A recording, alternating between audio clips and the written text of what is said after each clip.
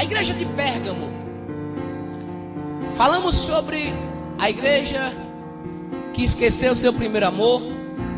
Falamos sobre a igreja que foi muito perseguida. E hoje iremos falar da igreja de Pérgamo. A igreja que permitia tudo. A igreja que ao passar dos anos virou uma igreja permissiva. E isso trouxe um conselho, na verdade, uma ordem de Deus para essa igreja, que se arrependesse do seu mau caminho. O Apocalipse é um livro muito fácil para uns e difícil para a grande maioria. Algumas coisas nele contidas faz com que nós temos alegria e esperança de dias melhores, porque sabemos quando lemos o livro de Apocalipse que tudo terá um fim, que o acusador da igreja, que o acusador das nossas almas, que aquele que ruge como um leão buscando a quem possa tragar, um dia chegará o dia da sua morte, o dia do seu juízo final. Aqueles falsos profetas, aqueles anticristos ou protótipos do anticristo, várias pessoas que são anticristos, várias pessoas que combatem o cristianismo. Hoje, por exemplo, em uma manifestação que teve em uma das cidades do Brasil, um grupo de pessoas pegou a foto ou uma imagem relativamente apontando para Jesus e cuspia em cima, fazia coisas obscenas em cima, porque não respeita nem a imagem, se bem que nós sabemos que não era aquela imagem, mas a intenção daquela pessoa era ferir, de certa forma, o cristianismo, combater. Esses são protótipos do anticristo. Mas a Bíblia diz que vai haver um dia onde a besta, Satanás, o falso profeta e todos os anticristos, todos os demônios, todos aqueles que atormentam, serão lançados no mar de lago de enxofre, que arde como enxofre. E agora a Bíblia Sagrada vai dizer que eles serão atormentados pelos séculos. Aquele que atormenta hoje será atormentado. E no inferno, não pense que o diabo no inferno vai mandar. Porque a imagem cultural é que no inferno o diabo vai cutucar o povo. O diabo vai estar mandando lá dentro, que ele vai sentar no trono, como é pintado até nos filmes de Hollywood, que ele sentar-se-á no trono e ficará mandando os demônios a aporrinhar, a pegar as pessoas, afligir dores a elas. Não, o diabo lá não tem vez. Digo, o diabo lá não tem vez. Ele será atormentado também pelos séculos dos séculos. Lá dentro, o que vai ter vez é a ira do cordeiro, que será derramada. Deus derramará a sua ira, e é o cordeiro que vai lançar sobre ele, sobre aqueles que estão no inferno, toda a ira de Deus sobre eles. Nesse momento Deus está satisfazendo a sua ira, satisfazendo tudo aquilo que Ele falou, cumprindo e sendo justo, derramando sua ira, porque Deus é justo, é amor, mas é justiça também. E ainda hoje Ele nos chama ao arrependimento. Para quê? Para que nós não vamos morar naquele local onde a agonia é eterna. Por isso a igreja do Senhor tem que estar preparada para aquele grande dia, para o dia do Senhor, o dia do arrebatamento, o dia que estaremos com Cristo pelos séculos dos séculos. Onde estamos preparados? Por isso o Apocalipse para uns é um motivo de muita alegria, principalmente para a igreja, mas para o diabo é motivo de tristeza, porque nós não sabemos, por exemplo, o dia que vamos morrer. Não sabemos como será a nossa morte, mas Ele sabe como vai ser a sua morte. Ele será lançado no mar que arde com enxofre.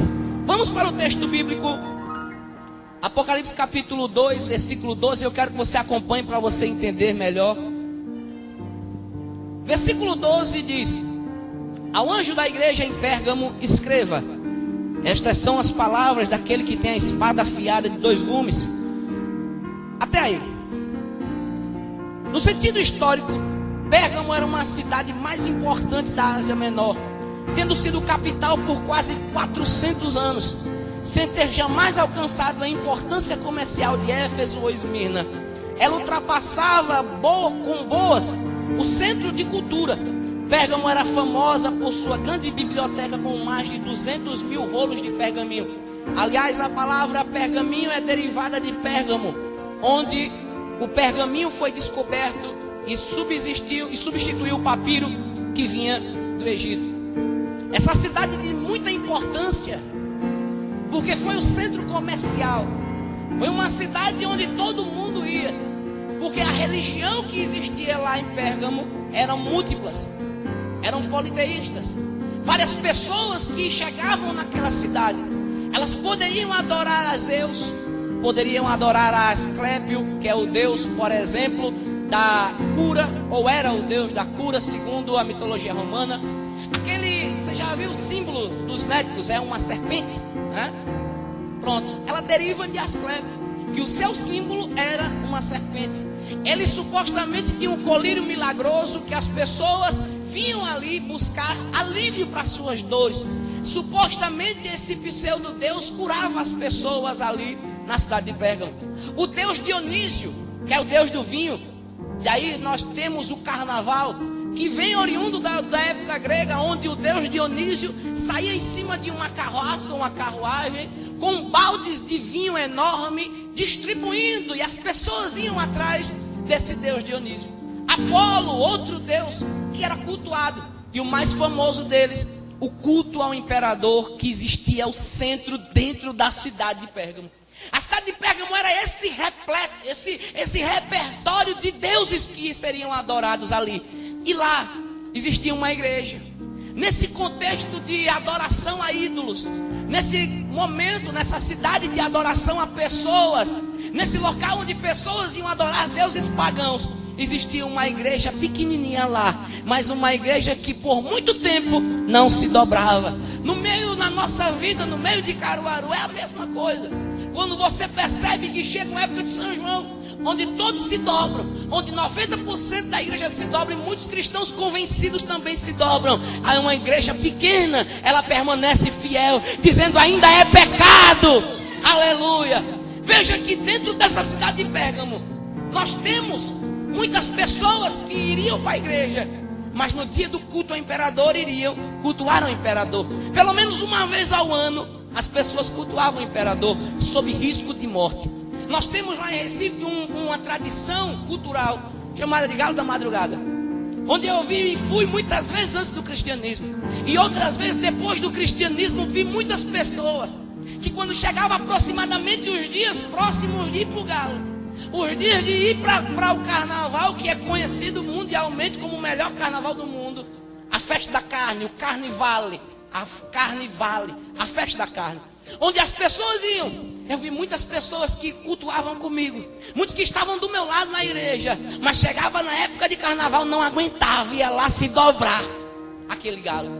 Muitas se iludiam com aquilo. Muitos morreram ali, onde amigos que eu conhecia arrumavam confusões com próprios amigos ali onde estavam. Mas a igreja de Cristo não se dobrava.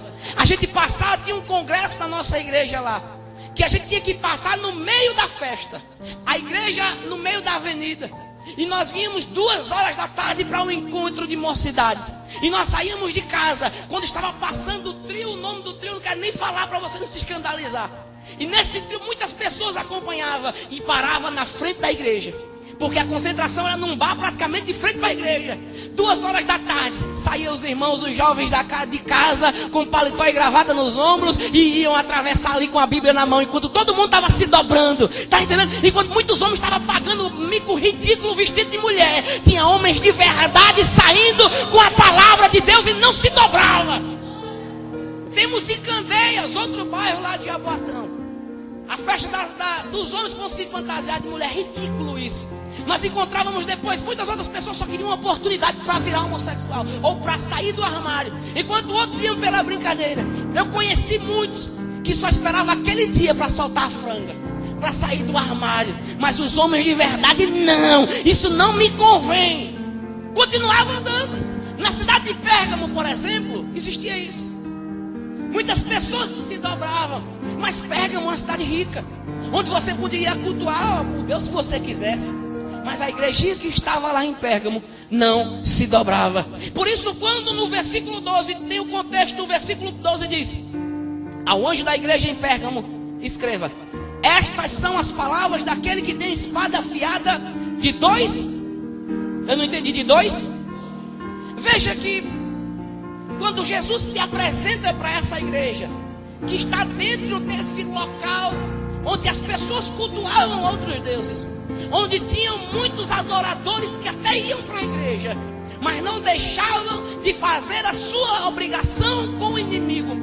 Jesus se apresenta como aquele que tem a espada afiada de 2 gumes.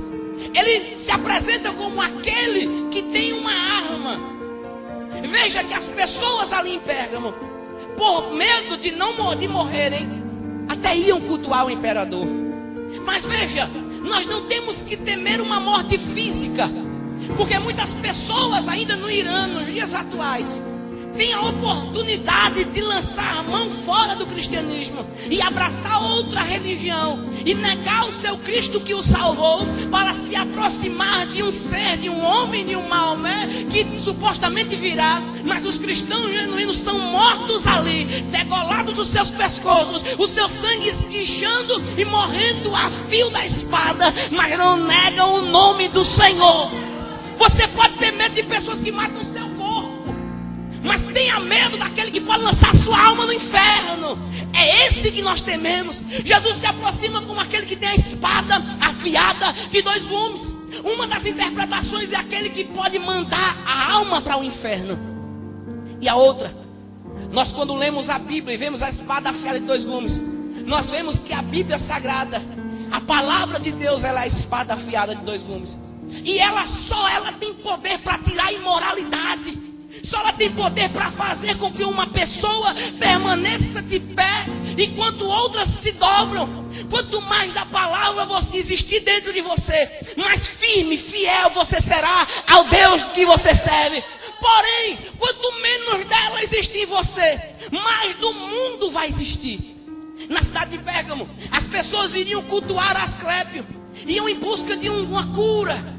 Mas quando os cristãos genuínos não se dobravam, tinham a palavra dentro do seu coração. Eles sabiam, como Daniel disse: ainda que Deus não me salve, ainda que o meu Deus não me liberte da sua mão, ó rei, nele confiaremos. Eu vejo muitas pessoas que vão atrás de cura, atrás de carro, atrás de coisas materiais, enquanto a sua alma está precisando de alimento sólido, de um Salvador. E enquanto elas estão precisando de uma coisa que realmente traga satisfação para a sua alma, estão buscando coisas pequenas, coisas que a traça pode comer. Mas Jesus se apresenta dizendo que Ele é aquele que tem a espada afiada de 2 gumes, que penetra até a divisão da alma, do espírito, e essa palavra é apta para discernir juntas e medulas. Aleluia. Quanto mais de Deus existe em você, menos do mundo habitará. Sabe por que a igreja tem pouca influência no mundo? Porque o mundo tem muita influência na igreja. Passou a época das eleições. Procura um vereador dentro de uma igreja agora. Procura um que fala em nome de Deus agora. Isso é um pouco demais. Por isso teve um pastor de uma igreja batista numa cidade que eu não me lembro o nome agora. Eu vi a placa. Próximo às eleições ele colocou uma placa lá: senhores vereadores, candidatos, depois das eleições você pode vir na minha igreja, você é muito bem-vindo. Mas enquanto esse período, não venha buscar voto. Nós não vamos nos dobrar, nós não vamos nos vender. Aqui há uma igreja que vota por princípios e não por dinheiro. Aí depois que passa, pronto, some. Cidade de Pérgamo, onde as pessoas iriam ali momentaneamente fazer a vontade do diabo. Jesus se apresenta no versículo 12 como aquele que tem uma espada afiada de 2 gumes, o que pode mandar a alma para o inferno. Que você precisa temer a ele, não aquele que pode te assaltar. A semana no trabalho, uma menina que é responsável pelo pagamento, ela foi lá e na hora do pagamento ela estava dizendo: fui assaltada. E no meio do assalto, rapaz, eu estava com o telefone na mão, o rapaz puxou, e assim sucessivamente. Outra que mora aqui próximo, um dia que a gente chegou no trabalho, ela disse: rapaz, eu fui assaltada lá perto da igreja. Isso foi mesmo, foi. Tá uma coisa séria esse lado aqui, muito assalto. Isso é, mas rapaz, eu entendo. Ninguém gosta de ser assaltado, nem de perder nada para ninguém, porque nós sabemos o preço que tem, o preço que nós pagamos para poder obter certas coisas. Mas não, ao mesmo instante você vê e percebe que o bandido não fez nada de mal com ela, a não ser roubá-la. não infligiu um tiro na sua vida, não atingiu ela com uma arma, não esfaqueou nada, elas têm a sua saúde perfeita. Então isso já é um motivo de alegria, isso já é um motivo de regozijo, de agradecer a Deus, porque Deus não permitiu nenhum mal chegar àquela mulher. Foi levado um bem material, mas no outro mês ela compra. Um vizinho, amigo meu que mora aqui do lado também, que trabalha conosco, disse: eu perdi o meu telefone. Quando foi sexta-feira, lá no trabalho, ele disse: vou comprar outro hoje. A mulher vai vir tirar no cartão. Eu disse: pois é, mas a tua alma, a tua vida, não pode ninguém tomar. Se alguém tomar, você não tem nada, mas o bem material deixa levar. Você constrói mais, mas a tua alma sim. A tua alma é que precisa de salvação, e essa salvação só quem pode dar é Cristo. Não há outro meio. Diga: não há outro meio. Não ouvi passando com o meu. Diga: não há outro meio para a salvação. O único caminho, verdade e a vida ainda é Jesus Cristo de Nazaré. Só Ele basta. Versículo de número 13. Acompanhe comigo. Sei onde você vive, onde está o trono de Satanás. Contudo, você permanece fiel ao meu nome e não renunciou à sua fé em mim, nem mesmo quando Antipas, minha fiel testemunha, foi morto nessa cidade onde Satanás habita. Meu amigo, você não está falando, ou agora o autor João não está falando de um local onde tem apenas prostituição, onde tem apenas crime, onde tem apenas roubo. Se eu te perguntar onde é a sua casa, praticamente todo mundo aqui eu sei onde mora. A grande maioria sabe onde eu moro também. Agora, quando nós lemos a carta, do versículo 12 ao verso 16, a carta à igreja em Pérgamo, você percebe que Satanás tinha um ponto de operações. Como ele não é onisciente, nem onipresente, ele não pode estar em todos os locais ao mesmo tempo. Então ele tem que elaborar um local físico, geográfico, para poder operar. Uma chamada base de operações, para poder operar. E ali ele manda os seus serviçais, seus demônios nojentos agirem na vida das pessoas. E quando você percebe isso, você vê que ele tem uma base de operações. Aqui no capítulo 2, no verso 12, a base de operações dele era nessa cidade, Pérgamo. E aí você percebe, quando você lê o contexto, por que ali era a base de operações. Porque era uma cidade, primeiro, famosa. Uma cidade, primeiro, rica. Uma cidade que foi o centro cultural de todas as outras durante 400 anos. Uma cidade muito influente no mundo. Então o que ele pega? Uma cidade dessa para ser o seu ponto de partida na Ásia. E a partir daquele local, ele ia se expandir o seu reino diabólico na terra. Veja que Jesus conhece o local onde o diabo está. As pessoas pensam: Deus não sabe onde o diabo está operando no mundo, rodeando a terra. Porque um dia ele perguntou a Satanás: onde é que você estava?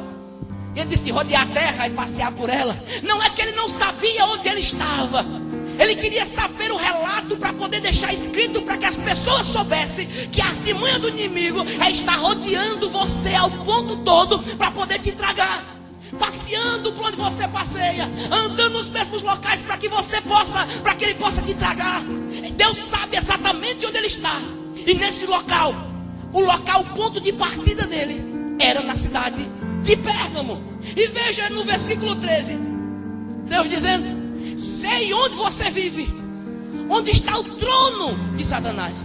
Tipo, você coloca residência num local específico e ali você quer passar o resto da vida.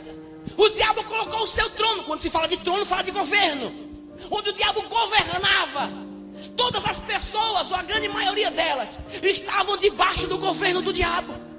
Então você percebe que aquele local é um local áspero, um protótipo do inferno, porque as pessoas estavam ali cultuando a diversos pseudos deuses. E o próprio Satanás tinha o seu centro de organização ali. E Deus dizendo: eu sei onde vocês habitam. Aqui Deus está se referindo à igreja. Eu sei onde a igreja está. Sabe o que isso nos faz entender?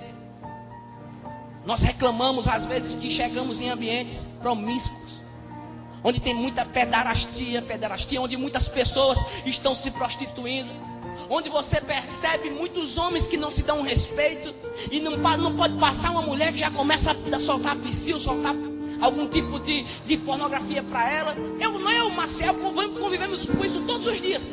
Só é passar uma mulher na frente do trabalho lá. A gente tá lá e só viu a conversa de pessoas idosas até, de pessoas que deveriam ter vergonha na cara. E só é fulano, olha, eita, pronto. Você pode estar até num ambiente desse, mas não quer dizer que esse ambiente tem que te influenciar. A igreja estava onde está o trono de Satanás, onde o centro de operações dele residia. Mas a igreja era diferente. Deus dizendo: eu sei onde você está. Você está onde está localizado o trono de Satanás, mas você não pode ser igual. Ou você modifica o local, ou o local te modifica. Mas se você permanecer fiel ali, pode ter certeza que o local vai precisar se mover. A base do diabo tem locais. Eu vejo casas de pessoas que com certeza não é Deus que habita ali. Com certeza. Por quê? Como é que eu sei que Deus habita na minha família, na minha casa, nos meus parentes? Uma pergunta simples: Jesus está lá? A paz de Jesus está lá? Se lá estiver a paz dele, se ele estiver lá, você pode ter certeza que nesse local é casa de bênção. Mas e o oposto disso? Ele não está. Versículo 13: sei onde você vive, onde está o trono de Satanás, contudo você permanece fiel ao meu nome, e não renunciou à sua fé em mim, nem mesmo quando Antipas, minha fiel testemunha, foi morto nessa cidade de onde Satanás habita. Veja que ele disse: eu sei onde você está, o local onde você está. O diabo opera lá. Mas ele disse: eu sei também que você é minha fiel testemunha. Sei também que você não nega o nome de Jesus. Sei também que não é o que você pode estar no meio de uma cadeia, no meio de um local onde só tem mortos, você ali permanece fiel. No meio de corruptos, no meio de bandidos, no meio de pessoas que estão fazendo coisas ruins, estão dando mau testemunho. Aquele que é fiel, ele não faz igual. Pode estar todo mundo roubando. Quando chega para aí, tu vai: não. Meu sogro é policial aposentado. Teve dias, quer dizer, companheiros de trabalho na viatura pegavam outros e diziam: se ele não fizer, a gente mata ele. Próprios companheiros de trabalho. Se ele não for, a gente mata ele. Mas mesmo assim tinha aqueles que permaneciam fiéis. Pode matar, irmão. Pode matar, mas não vou não. Agora imagina, você está dentro de uma viatura com seus amigos policiais, e esses próprios querem fazer coisas e você só: não faça. Isso não dá para mim, eu sou cristão, tenho princípios e valores. E ele disse: mas se não for, eu mato. Você pode matar e não mata. Sabe por quê? Porque lá naquele local, onde naquele momento o diabo está operando, alguém permanece fiel. Não se dobra, não se vende. Você quer matar, irmão? Mata aí. Eu sei para onde eu vou. Aleluia. Bata no peito até fazer cof-cof. Diga: eu sei para onde eu vou. Isso, quem tem que ter medo é quem não sabe para onde vai. Mas a igreja sabe para onde ela vai, então não tem que ter medo. Mata aí, irmão. Eu sei para onde vou. Paulo disse: morrer para mim é lucro. Já não vivo mais eu, mas Cristo vive em mim. O morrer para mim é lucro. Mata aí. Eles permaneceram fiel mesmo quando alguém foi morto ali. Veja que o verso de número 13 diz que Antipas foi a fiel testemunha de Jesus. Naquela cidade foi morto. A influência daquele local onde o diabo habita, veja, habitar, onde ele estava presente, onde as pessoas, os cristãos ali eram perseguidos por não se dobrarem, eram perseguidos por não cultuar o imperador, por não cultuar Asclepio, por não cultuar Zera, por não cultuar Apolo, mas cultuar a Jesus Cristo de Nazaré. E isso eles não abriam mão. Teve um na igreja que foi morto. Teve um que foi preso. Você não vai não? Não. Vai ser morto. Morra. Me mate. E Jesus dá testemunho dele dizendo: mesmo quando Antipas, minha fiel testemunha, foi morto nessa cidade onde Satanás habita. Versículo 14: no entanto, tenho contra você algumas coisas. Primeiro, você tem aí no meio pessoas que se apegam ao ensino de Balaão, que ensinou a Balaque a armar ciladas contra os israelitas, induzindo-os a comer alimentos sacrificados a ídolos e a praticar imoralidade sexual. Quando você lê o livro de Números, você percebe que existiam dois rapazes, Balaão e Balaque, um rei e um pseudo-profeta. E a influência desse Balaão, desse profeta que se vendia, a influência dele foi tão grande que muitas pessoas morreram ali em Israel, porque ele influenciou o povo a casar com outros povos. E aí então trouxe uma miscigenação, e aí então trouxe uma mistura, e Deus tinha dito que não queria essa mistura. E por conta disso, quando nós estudamos Malaquias, nós percebemos que como os maridos abandonavam as suas esposas para casar com outras de outros reinados, de outros deuses que cultuavam a outros, então o Deus oriundo da Bíblia, o Deus de Israel, ia sendo deixado de lado. E Deus disse que não queria que isso acontecesse. Mas aí Balaão influencia o povo de Israel, e o povo de Israel se perde, e muitos morreram por conta daquilo, porque enfraqueceu a sua fé, e passaram a guerrear batalhas contra outras pessoas, defendendo a bandeira de outros deuses. Muitos morreram, mais de 16 mil pessoas morreram. Balaão entrou e ensinou, induziu Israel a fazer isso. Aqui nós temos um exemplo claro, quando nós sabemos que ou você influencia, ou você é influenciado. Há irmãos que é influenciado até pelo Peppa Pig. Se passar na TV, está dizendo, então é verdade. Até para o Papai Noel, final de ano, vermelhinho, parece que é do PT. Você percebe que tem irmãos que acreditam mais nele do que o que ele diz que a Bíblia fala. Você percebe que há pessoas que são influenciadas por qualquer um. Só basta dizer, eu sou isso, sou qualquer cargo que seja, na igreja ou fora dela. Eu me formei em tal coisa. A pessoa já fica logo cismada, eu não me formei no ensino médio. Aí a pessoa sabe mais do que eu. Não, irmão, não seja influenciado. Seja firmado na rocha que é Cristo. Pode vir quem vier. Eu tenho um companheiro no trabalho que todo dia tenta me trazer a imagem de que Lula é um homem de Deus. Esse meu amigo, essa imagem você não vai conseguir, porque não há condições para ele. E o destino dele é ser preso, em nome de Jesus. Ou seja, há pessoas que são influenciadas demais por qualquer coisa.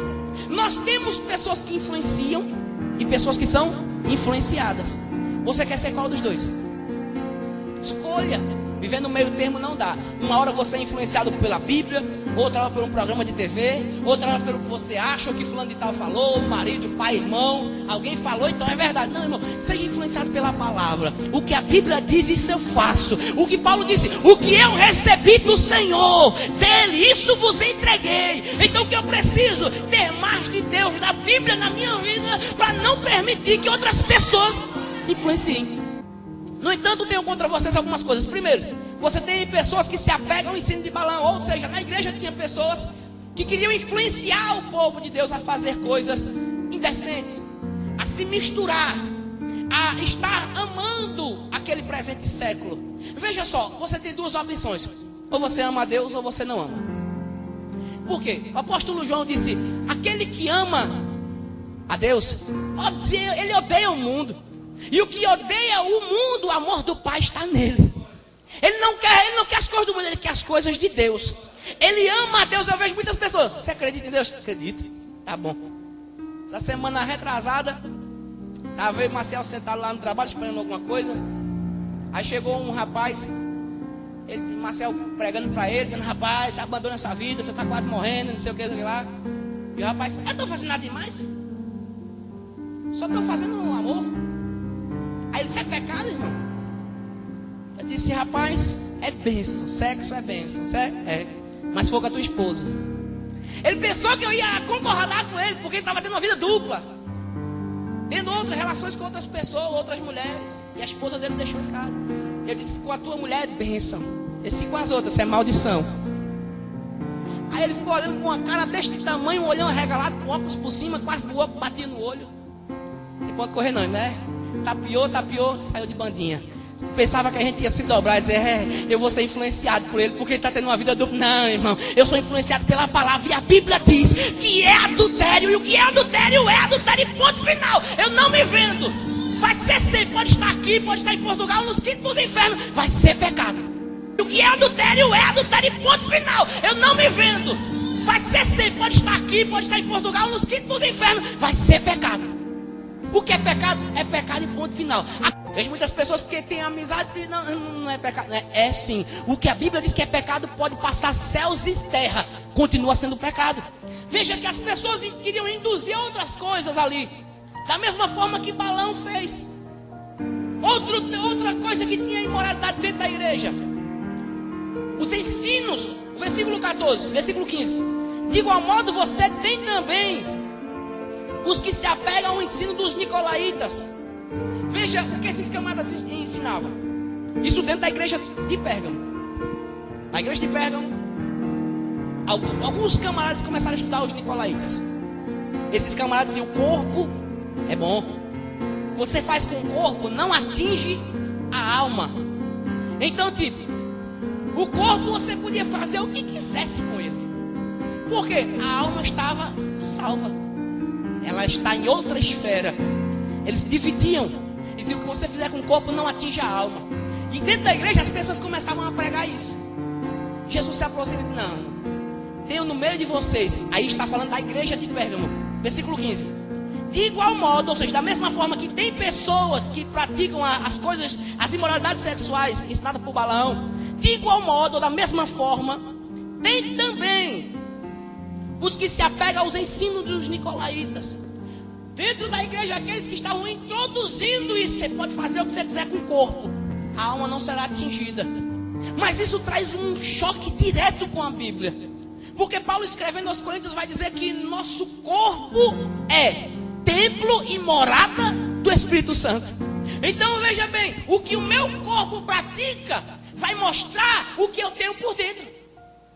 Se você tem uma vida leviana, é porque a sua alma não nasceu de novo, ela está corrompida ainda pelo pecado. Mas se você tem uma vida que agrada a Deus com o seu corpo, então você pode ter certeza, sua alma foi restaurada. Eu conheço muitas pessoas que dizem: não, a roupa não influencia. Não, influencia sim, depende do que tem dentro. A boca fala do que o coração está cheio. Cheio. O que está dentro do seu coração? De que é que você está falando? Por que está falando? Porque no coração está cheio disso. Mas começa a encher o teu coração com a palavra, com a presença do Espírito Santo. Aí você vai ver o que vai sair de fora. Muitas pessoas deixam enganar por isso. Que eu posso fazer com o meu corpo, tranquilo. Minha alma no dia será salva. Não, eu tenho um negócio diferente na Bíblia aqui. Deus não se agrada de pessoas assim. Outras dizem: Deus quer o coração. É tipo, sabe, aquele açougueiro, né? Quem gosta de coração é açougueiro, né? Tem os irmãos que gostam de um espetinho no coração também. É benção, né? De galinha, né, irmão? A gente não. Mas imagina só, que vantagem teria? Eu gosto de raciocinar. Nós somos seres pensantes. Você tem o seu corpo bonito. Aí os irmãos: eu estou até um pouquinho mais magro, um pouquinho mais forte, né? Tudo mais. Mas o seu corpo é bênção. Foi Deus que te deu, então é bênção, né? Tem pessoas que acham mais bonito o corpo dos outros. Eu acho o meu. Por quê? Porque o meu é meu. Os outros é dos outros. É lindo dos outros, mas o meu é mais bonito, porque o meu é meu. Deus te faz aquela coisa mais bonitinha do mundo, mas só quer o teu coração. Que bizarro, né, não? Deus te faz completo, mas só quer o teu coração. É tipo, pega o coração, pronto, o resto pode esbagaçar aí na frente, que eu não ligo não, eu quero o coração. Sai andando com o coração.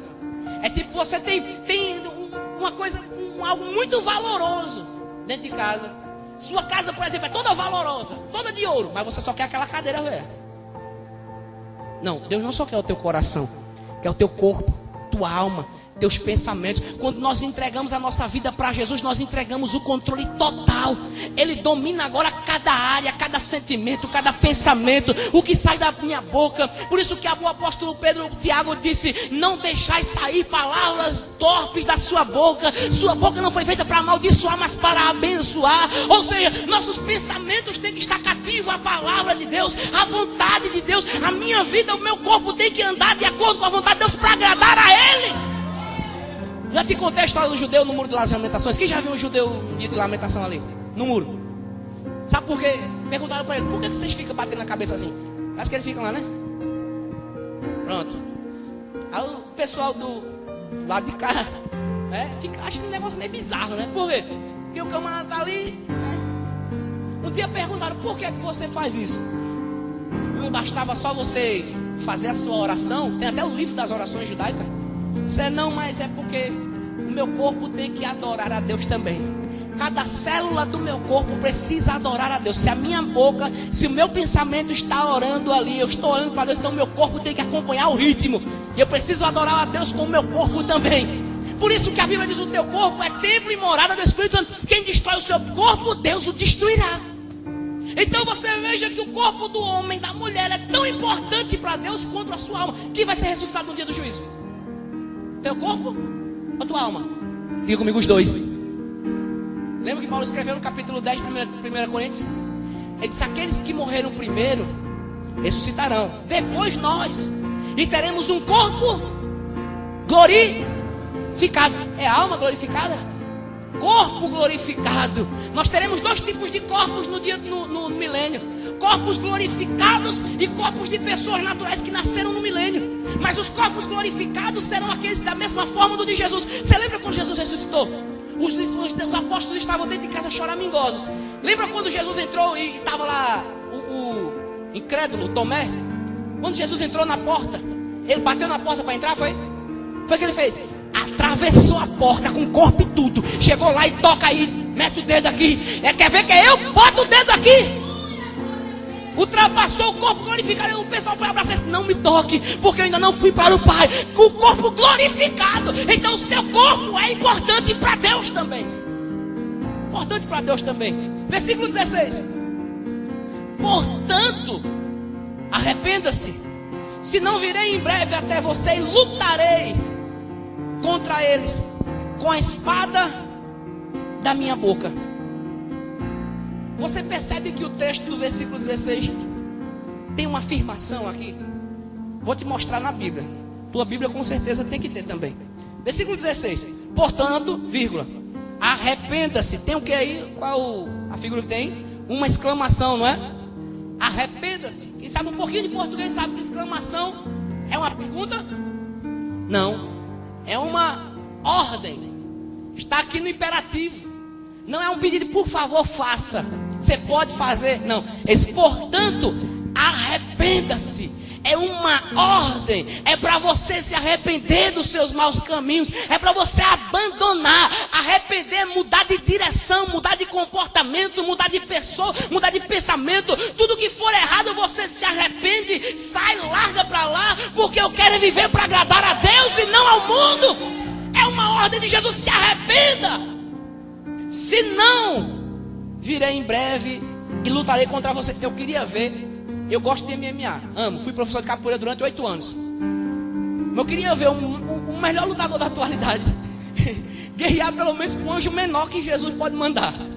Ia dar errado, irmão. Jacó foi tentar, ele meteu a faca, disse: me solta. Solta não, me solta, eu tenho que voltar. Não solto não, solta não, pronto. Pegou a espada e toma na coxa de Jacó. Jacó saiu andando, mancando. Só foi um toque, irmão. Imagina se eu passo a faca. Só um toque só. Imagina o melhor lutador de MMA querendo lutar com Deus. Se não consegue lutar com o anjo, imagina com Deus. Ele disse: se você não se arrepender, eu virei em breve. Aqui é uma referência, primeiro, à segunda vinda. Ele vai vir, e quem estiver no caminho errado vai ser deixado de lado. E a segunda, aquele que ele vai julgar. E nesse julgamento, veja: portanto, arrependa-se, não virei em breve até você e lutarei contra eles. Aqui está falando no plural. Várias pessoas que estavam nessa prática. Eu vou lutar. Você acha que você consegue ganhar? Não dá, irmão. Você vai perder. Com a espada da minha boca. Com a espada da boca. Lembra que a espada da boca de Deus é a sua palavra. É aquilo que sai dele. Por isso Jesus disse que ele é o pão vivo que desceu do céu. Ele disse: não viverá o homem apenas só de pão, mas de toda a palavra que sai da boca. Então a palavra, que a espada aqui também é a sua palavra. Sabe o que vai para muitas pessoas vai ser motivo de condenação? A palavra. É tipo: eu sei o que eu tenho que fazer, mas não faço. Mas como é que você sabe? Porque a palavra diz. Ela será usada contra você no dia do juízo. Sabe por que a gente luta tanto nessa batalha? Por isso que a gente bate tanto nessa tecla. Porque no dia do juízo não vai ter mais oportunidade. Lembra quando Noé, lá no Antigo Testamento, no capítulo 6 de Gênesis, começou a construir a arca? Sabe o que as pessoas disseram? Louco. Riam da cara dele. Riam da cara. Na arca tinha espaço para entrar mais algumas pessoas, porque entrou na arca só filhotes. As pessoas hoje, quando a ciência vai elaborar sobre isso, vai discorrer sobre isso, não. A arca era impossível, a quantidade de animais que existem hoje e estar naquela. Primeiro, que um animal, por exemplo, um cachorro, deu origem a lobos, aos outros animais daquela espécie. Então não precisava de todos eles, precisava de um da espécie. Segundo, como é que vai colocar um leão junto com uma ovelha?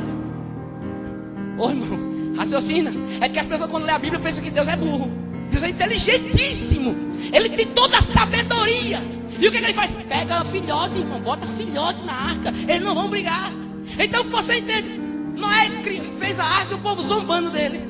Mas chegou um dia que as águas, a Bíblia diz, as águas começaram a brotar do abismo. Do abismo da terra. Quando você estuda geografia, você percebe geografia ou as ciências normais, você percebe que na terra, no final dela tem os lençóis. E esses lençóis onde está a água. E veja que quando perfura qualquer lugar do mundo que perfurar, no final vai bater água. No final tem água. A Bíblia diz que as águas surgiram do abismo. Deus mandou que elas subissem. Ela começou a subir. Começou a chover. De cima, de baixo. Se fosse voar, pode voar. As asas não conseguiriam passar muito tempo. Então as aves também cairiam e morreriam. Se fosse de baixo, com certeza os que estavam em cima não sobreviveriam. Então perceba. Está lá a arca. Só a arca sendo erguida. Erguida. O que acontece agora?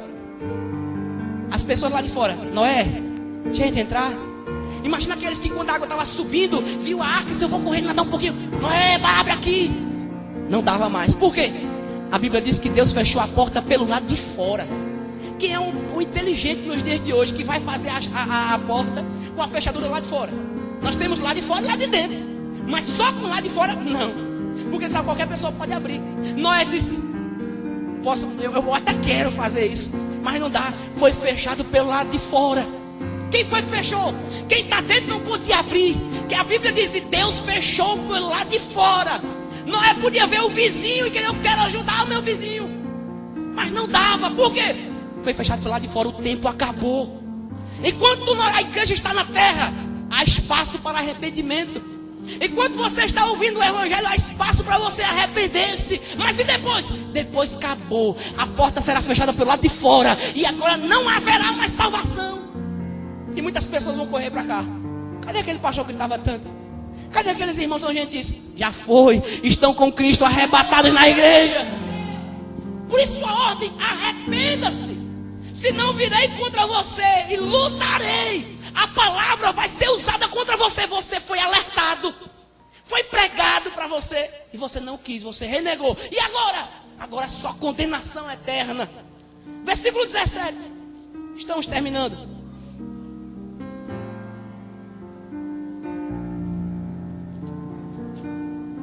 Aquele que tem ouvidos, ouça o que o Espírito diz às igrejas. Ao vencedor darei do maná escondido. Também lhe darei uma pedra branca, com um novo nome nela escrito, conhecido apenas por aquele que o recebe. Me diga uma coisa. Teu patrão, vamos usar uma figura. Teu patrão ou alguém responsável pelo seu trabalho diz, olha, dá uma ordem, faça isso aqui. Não está pedindo, está dando uma ordem. Faça isso aqui. Vai ali, compre isso aqui, pague isso aqui. Você vai entrar no ouvido e vai sair por outro. Se você tiver um mínimo de consciência, você vai fazer. Não, ainda que você faça reclamando, né? Arretado, como muitas vezes acontece. Mas o que você vai fazer? Vai fazer. Por quê? Você ouviu e tem que praticar. Por quê? Alguém está mandando. Versículo 17 dá todo o final da carta. Aquele que tem ouvidos, ou seja, aquele que escutou. Quem está ouvindo? Ouça. O ouvir ali é pratique. Se arrependa-se. Como é que eu pratico?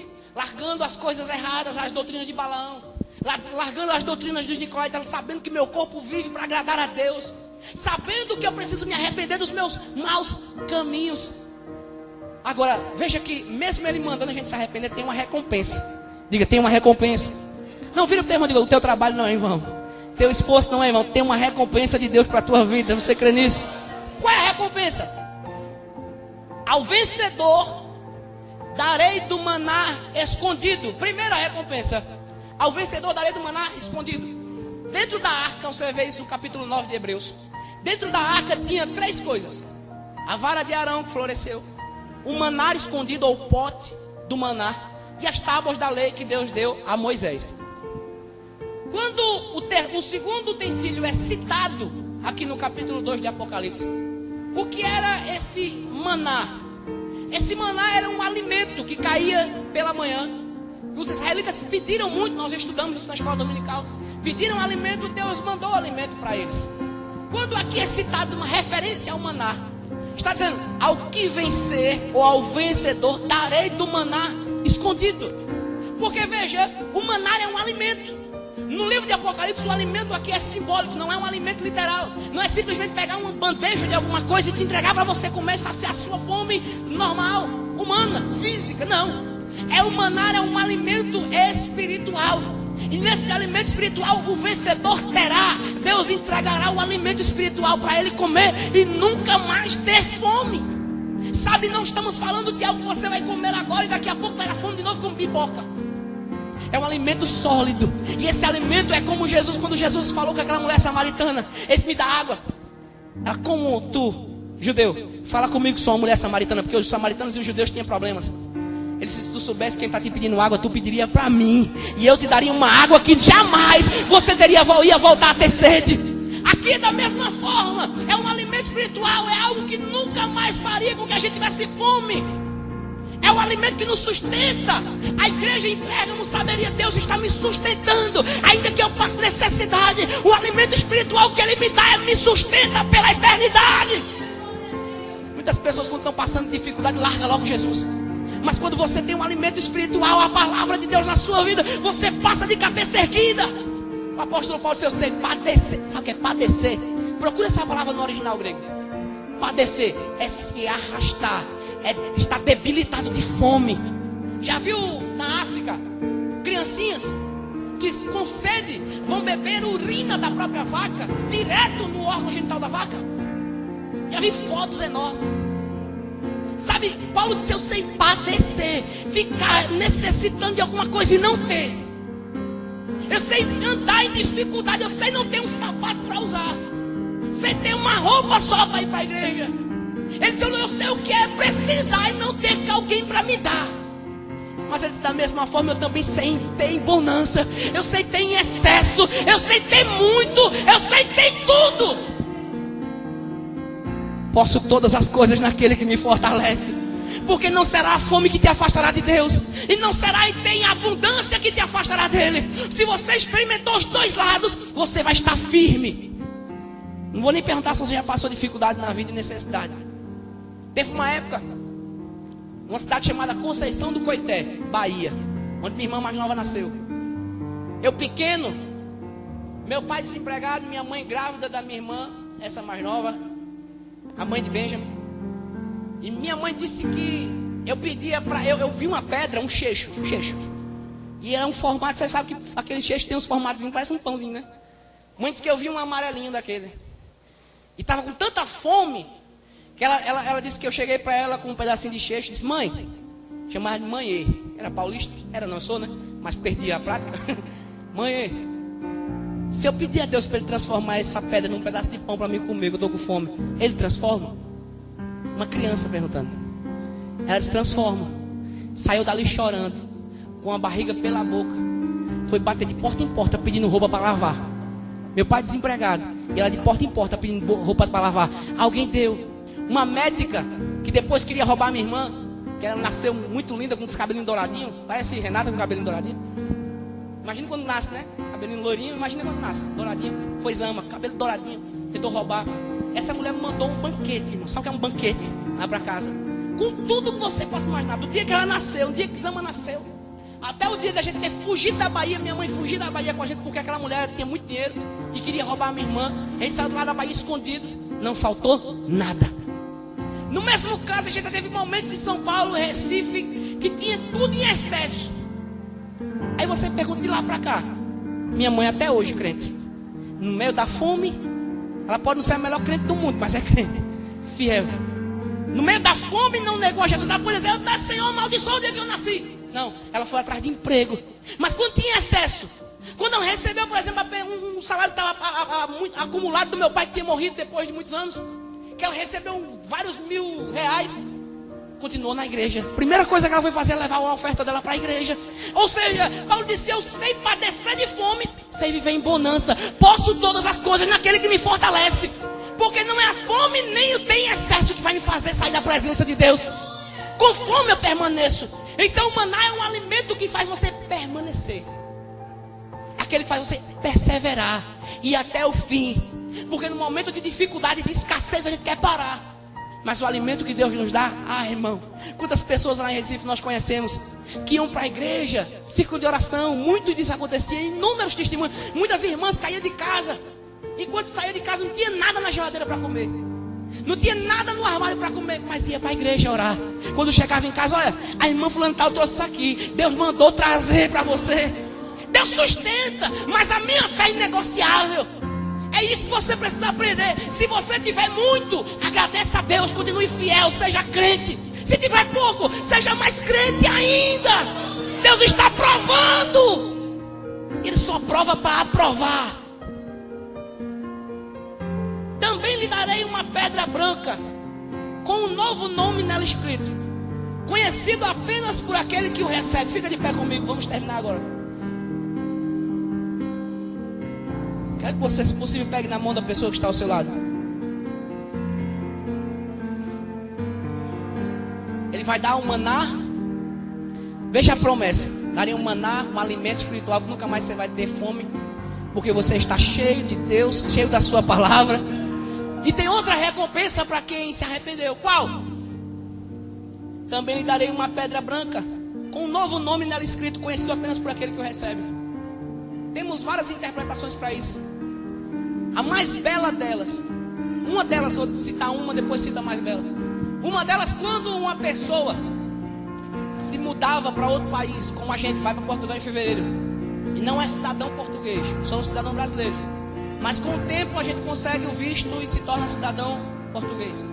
Então, quando uma pessoa ia para Roma, e ela era de outro país, quando ela era oficializada em Roma, ela recebia uma pedra com um nome.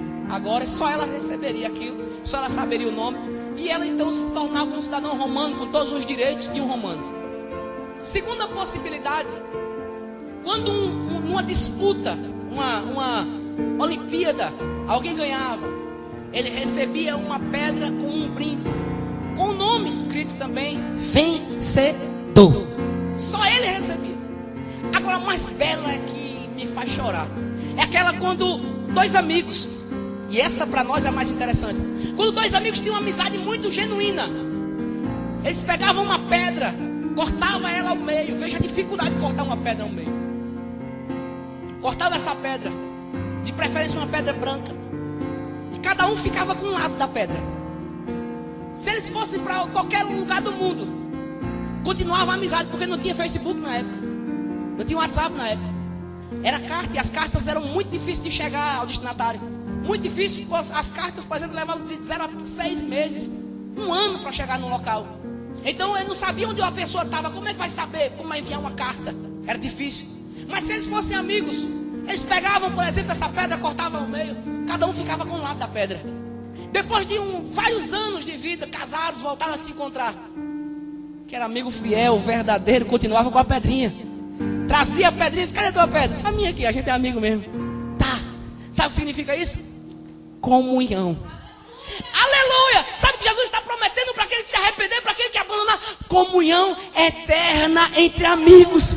Jesus disse, já não chamo mais vocês de servos, mas os chamo de amigos. Porque o serviçal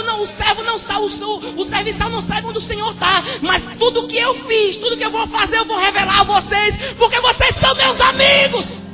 Então nós somos chamados de amigos de Deus. Mas a amizade tem um preço de sangue. E Jesus fez a parte dele. No bolso dele ainda tem a pedrinha. E no teu? Quando é que você joga essa pedrinha em casa? Quando é que você deixa lá no trabalho? A comunhão se aparta, né? Deus não. Ele está olhando para você, querendo você com a sua pedrinha, para poder unificar e dizer: Ele está comigo pelos séculos dos séculos, pela eternidade. Não me larga, eu não te largo. Deus está com você e não quer te abandonar. Você que abandona Ele. Mas se você hoje se arrepender, dizer: Senhor, eu quero ter uma intimidade contigo pela eternidade. Renove sua aliança com esse Senhor. Muito tempo eu passei desperdiçando minha vida, mas a partir de hoje eu quero ter uma aliança contigo diferente. Eu quero trazer o meu pedaço da minha pedrinha, e que a gente possa passar a eternidade juntos. Se você passar aqui, você passa lá. Quem não passa aqui não consegue passar lá. Não vai passar lá. Jesus disse: quem se envergonhar de mim aqui, eu vou me envergonhar dele no dia do juízo. Mas quem não se envergonhar de mim, eu também não vou me envergonhar diante do meu Pai. Ou seja, se você viver aqui para a glória de Deus, você vai viver lá também. Mas se aqui você veio para a sua glória, então você vai viver lá na eternidade do inferno. Mas a igreja estará eternamente com Cristo, com unidade, com a pedrinha conectada, dizendo: eu estou com Cristo, não abro mão, e Ele está comigo também. Você consegue ficar com uma pessoa que não quer ficar com você? Não dá. Jesus é a mesma coisa, Ele não fica com você obrigado. Ele diz: as minhas ovelhas ouvem a minha voz. As ovelhas de Cristo ouvem a voz dele. Ele diz: eu vos dou a vida eterna, jamais perecerão, e ninguém as arrebatará das minhas mãos. Ninguém. Então, se você fez uma aliança com Cristo, honre essa aliança, honre ela. Passe sua vida para agradecer a Deus e para glorificá-lo. Viva de acordo com o cristianismo, com acordo com o Deus que você serve. Que as pessoas possam olhar para você e dizer: é uma mulher de Deus, é um homem de Deus. Ele anda como homem de Deus, ele fala como homem de Deus, ele se expressa como homem de Deus e mulher de Deus. Caso contrário, você vai se parecer com quem? Que você possa nessa noite se arrepender, voltar às práticas do amor verdadeiro de Deus, voltar ao primeiro amor. É assim que Deus quer. Então quem tem ouvidos, diga: ouça. Sai daqui e não esquece não. Amanhã de manhã, na primeira oportunidade do dia, lembra-se disso. Agradeça a Deus e passe o dia vivendo e agradecendo a Deus. Nós ficamos estressados, principalmente no trabalho final de ano, é muito estressante. Mas agradecer a Deus vem em primeiro lugar. Quer um exemplo? Essa semana minha esposa perdeu o telefone. A gente foi no açaí, ela perdeu o telefone. Cheguei em casa e fiquei estressadíssimo com ela. Depois a gente foi dormir, chorando muito. No outro dia de manhã eu entrei no carro, o ajudante do lado, meu ajudante é mudo. E ele tem uma coisa na igreja da minha mãe tem. Eles, por exemplo, antes de orar, vão dizer: em nome do Senhor Jesus, amém. Isso em Libras, ele me ensinou a fazer. Um dia eu cheguei e disse: bom dia. Ele disse: bom dia não, paz de Deus, amém. Aí todo dia de manhã, quando a gente entra no carro, aí ele olha pra minha cara e diz: vai, faz. Aí ele: em nome do Senhor Jesus, amém. Pronto. Aí a gente entrou no carro, no outro dia de manhã, telefone perdido, né? Algumas coisas perdeu no meio, o cartão da alimentação da minha esposa ficou dentro também. A gente ligou o carro, saiu de dentro da garagem, chegou na frente assim. Aí eu olhei pra ele olhou pra mim. Eu sei: em nome do Senhor Jesus, amém, amém. Pronto. Quando terminou isso eu faço por formalidade, né? Ele faz isso, eu acompanho para dar um estímulo a ele. Só que eu oro em espírito. E eu ali no carro: Deus, o Senhor sabe quanto foi difícil a gente conquistar, quanto foi difícil, quebrou, a gente pagou com você. Quanto foi difícil ter tirado um canto para colocar no outro. Você sabe o que você tem, sabe quanto o valor que tem, né? Quando você perde, isso dói na alma. Eu orando, disse: Deus, minha esposa ficou tão triste, manda de volta o telefone dela. Quando eu terminei de orar, se eu vou ligar, a gente passou a noite ligando, mais de 15 ligações e ninguém atendia. Eu disse: pronto, ninguém atendeu, perdeu dentro de casa, procurando nada. Quando eu terminei, no mesmo instante, terminei de orar, liguei, 3 chamadas. O rapaz: alô? Disse: meu amigo, esse telefone da minha esposa. Ele disse: não se preocupe, meu filho achou, tá com um homem de caráter, não tá com uma pessoa mal não. Onde é que você tá para eu ir levar onde você tá? Eu disse: mas rapaz, geralmente você vai buscar na casa da pessoa. Eu disse: não, onde você tá para eu ir levar onde você está? Eu só estou no centro da cidade, eu vou lá para perto do lugar. Não, eu vou levar lá, eu estou indo para o centro, eu levo lá. Vou levar meu filho na escola, depois eu levo lá. Fica tranquilo, está com um homem de caráter. A gente foi para a loja, que a gente levar uma transferência. Quando a gente chegou lá, passou cerca de 10 minutos, fez a transferência. Quando terminou, ele ligou para mim: eu estou aqui na rua João Condé, me espera lá. Tá bom, fui para João Condé, daqui uns 10 minutos, no máximo 5 minutos ele ligou para mim. Tô chegando. Daqui a pouco passa um carrão na frente. Ele desce do carro junto com outra pessoa. Só que, ó, a bolsa com cada coisa: telefone, carteira, com identidade, com as coisinhas que a gente comprou. E você fica olhando, mas rapaz, Deus é tão maravilhoso. Tão maravilhoso. Não é por conta disso. Não é só por conta disso. Porque se ele tivesse perdido, como eu já tinha falado, a gente conquistava outro. Mas você vê o cuidado de Deus em mandar entregar na tua mão. Está entendendo? Deus é maravilhoso. Então se eu vivo aqui para agradar a Ele, eu vou viver lá para agradar a Ele também. Se eu aqui estou acostumado a fazer a vontade de Deus, então lá no céu eu vou fazer brincando. Porque aqui é um teste. Agora se você viver para você mesmo, para os seus usos, para a sua vontade, para alimentar a sua carne e seus desejos, você pode ter certeza, não há lugar para você no céu. Mas o cidadão do céu anda na terra como o cidadão do céu. Amém? Vamos orar nessa hora. Apresenta a tua família, aqueles que você conhece, que precisam largar os maus caminhos, se voltar para Cristo, para que Ele possa voltar para Ele também. Vamos orar. Santo Deus, eterno Pai, depois da tua palavra ministrada, queremos te agradecer, Senhor, porque o Senhor tem falado com a sua igreja através da tua palavra, usando pessoas. Senhor, te agradecemos. Nesse momento nós queremos te pedir perdão, ó Deus, pelas nossas falhas, pelos nossos erros, ó Deus, quanto nós te desamparamos, quanto nós viemos a virar as costas para ti todos os dias, em cada gesto, cada pensamento, cada atitude. Mas a tua misericórdia é a causa de nós não sermos consumidos pela tua ira. E tu ainda tem misericórdia para a nossa vida. E te agradecemos porque o Senhor nos amou primeiro e vai amando pelos séculos dos séculos até a consumação deles. Por isso, Senhor, nós queremos te pedir perdão. E te pedir, Senhor, faz com que a gente se arrependa dos nossos maus caminhos. Enche a nossa vida com o teu Espírito Santo para que nós possamos viver para a glória do teu nome. Que o Senhor possa levantar jovens, enchê-los do Espírito Santo, pessoas mais velhas, mais maduras, que o Senhor possa abençoar, encher do teu Espírito Santo, para que possam levar o teu evangelho a outros, para que possam testificar que há um Deus no céu, que cuida da sua igreja, que cuida do seu povo, e que há vida eterna em Cristo Jesus.